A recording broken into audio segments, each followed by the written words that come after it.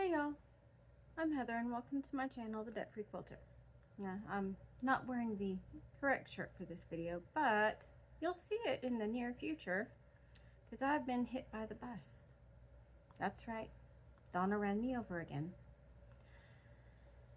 That would be my friend Donna over at Handmade by Ying with Donna and her Quilting 101 Back to Basics sew along.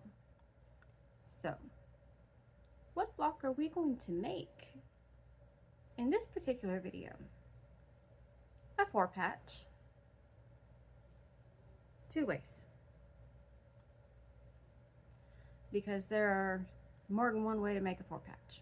So we're going to discover 2 ways to make a 4-patch.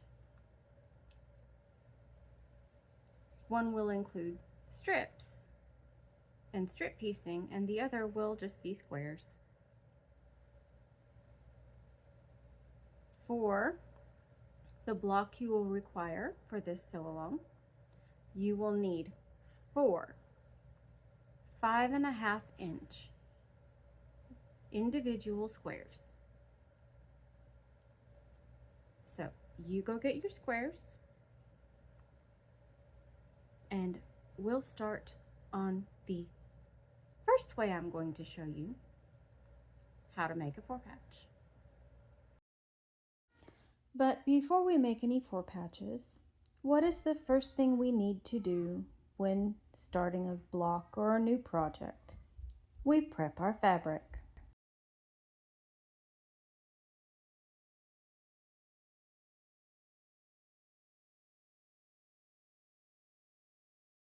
This lovely bundle of fat quarters will be used in another project that's coming up on my channel here pretty quick as well. Just thought you'd like to see it, and it makes things go easier when I'm using it to demonstrate.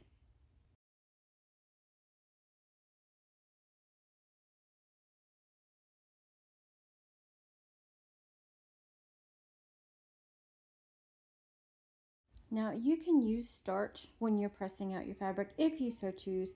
I'm choosing not to in this case because I just don't feel like it.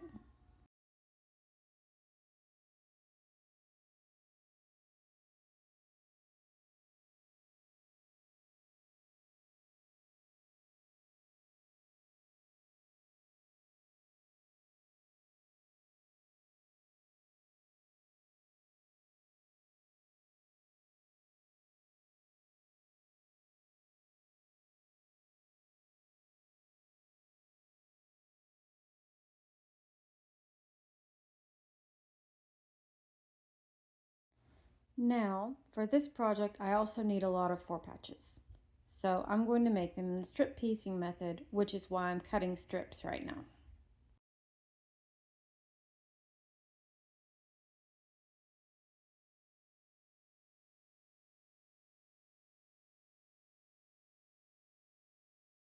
And remember folks, there's no shame in needing a little extra help keeping that ruler where you want it. That weight is 5 pounds.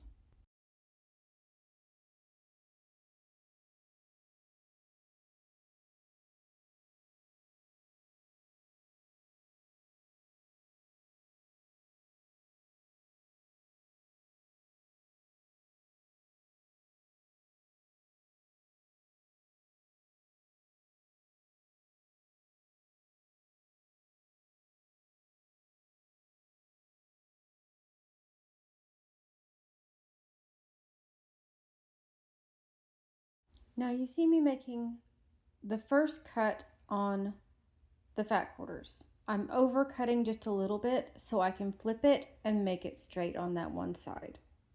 It's something I always do. It makes life a lot easier.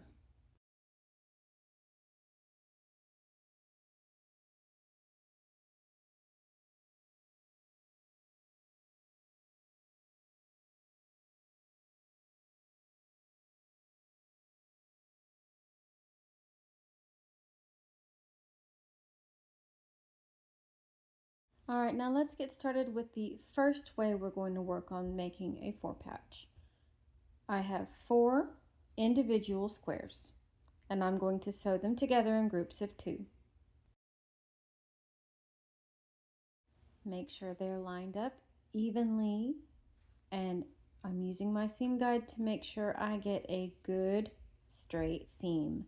And I'm going to repeat that process with the second set of squares.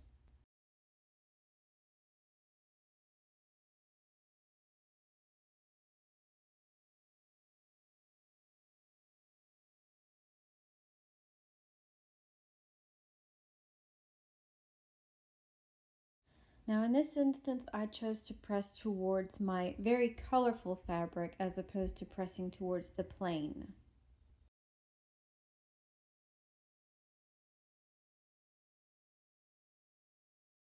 I did this because I know that these two are going to be in opposite corners, not right next to each other. So my seams will nest oh so nicely. Now that I've nested my seams, I'm lining up my corners and sewing a straight seam right down the middle.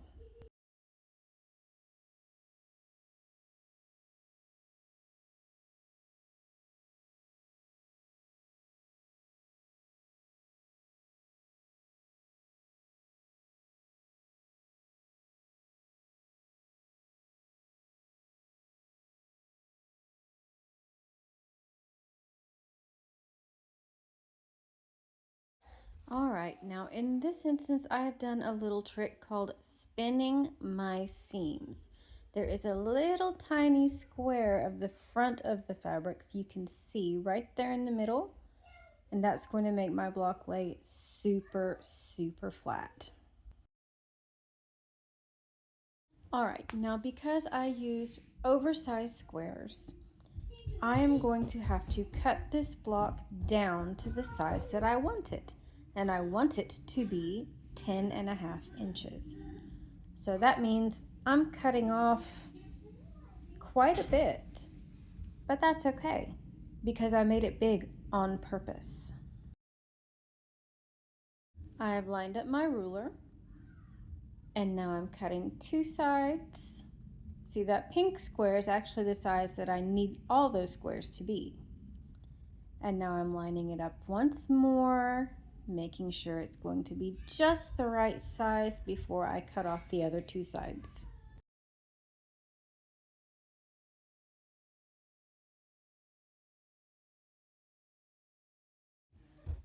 And now we have a lovely 10.5 inch block or 10-inch finished. Now let's look at method number 2, strip piecing to make a 4-patch. Well, we start obviously by sewing some strips together.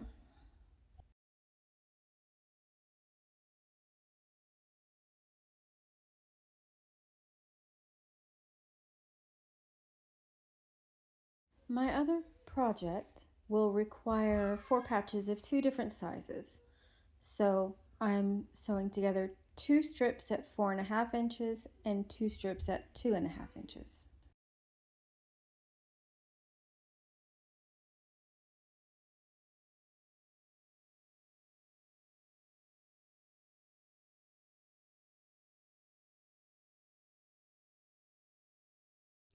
And a few more for, variety.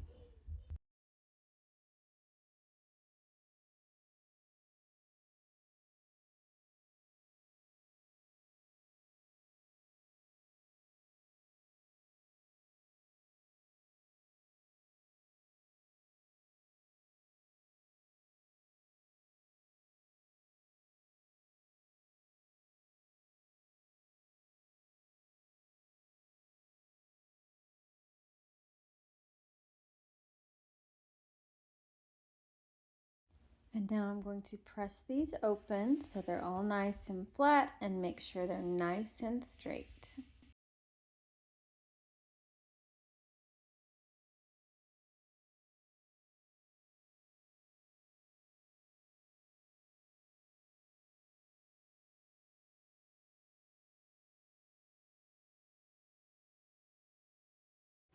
Always pressing to the darker fabric.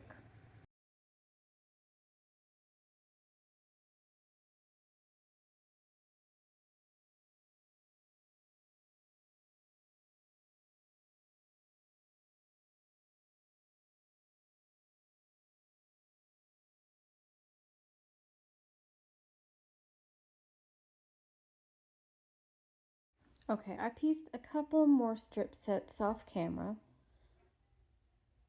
and now I'm going to be cutting the strips into units that will make the 4 patches.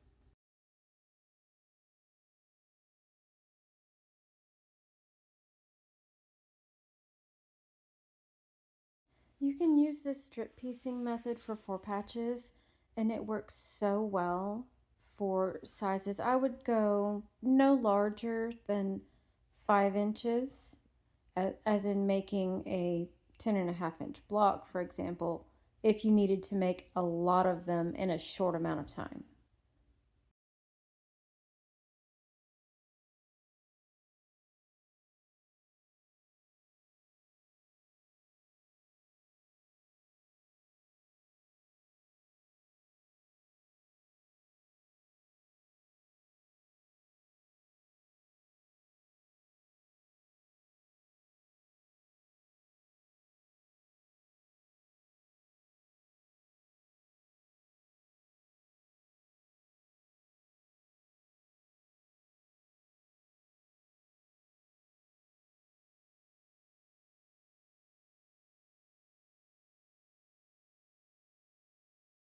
All right, let's get these 4 patches pieced.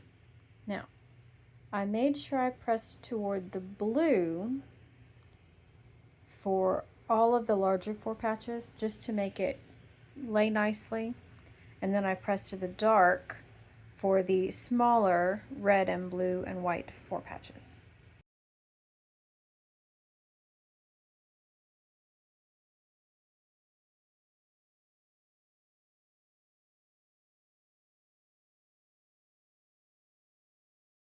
Then, as I did with the 4 squares, I nested my center seam and sewed right on down, just making a big ol' or a small little 4 patch.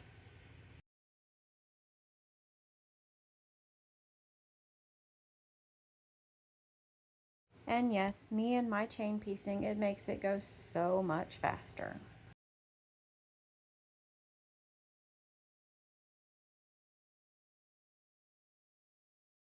Okay, now I'm going to show you how to spin these seams.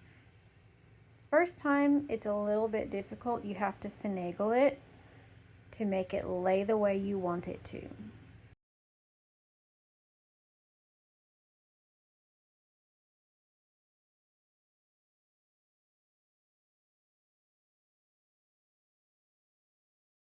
And sometimes you just gotta muscle it with the iron.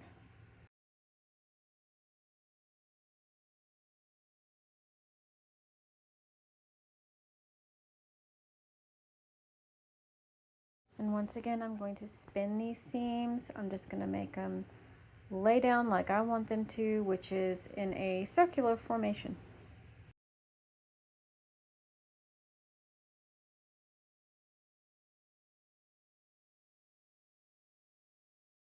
And it fought me and won. It wanted to go the other way. So that's what we did.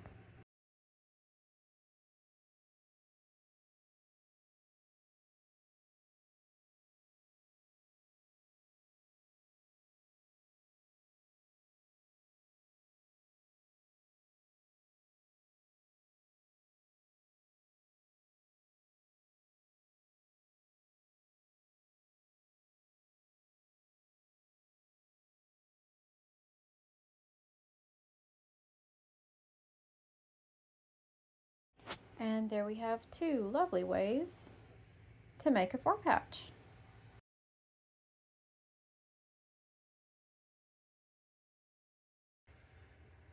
Okay, so there we have a couple of different ways to make some 4 patches.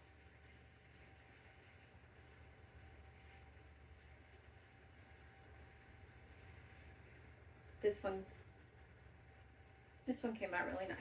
I'm really happy with that. Now, I told you I wasn't wearing the right shirt in the beginning of this video. Here's the right shirt, thrown under the bus club. In my personal opinion, everyone who is participating in this needs at least one of these shirts. My personal opinion. Now, that being said, we have several smaller 4 patches that are again going to be in another project coming up here soon. But in the Quilting 101, Back to the Basics, we have successfully created 4 patches. Now, there's going to be lots of other creators, and next week, y'all hop over and see Sean at The Guy Who Sews and see what he's going to bring to the table for this, because I think it's going to be really, really fun. So, thank you for watching. Have a great day. Have a great week. We'll catch you in the next video. Bye!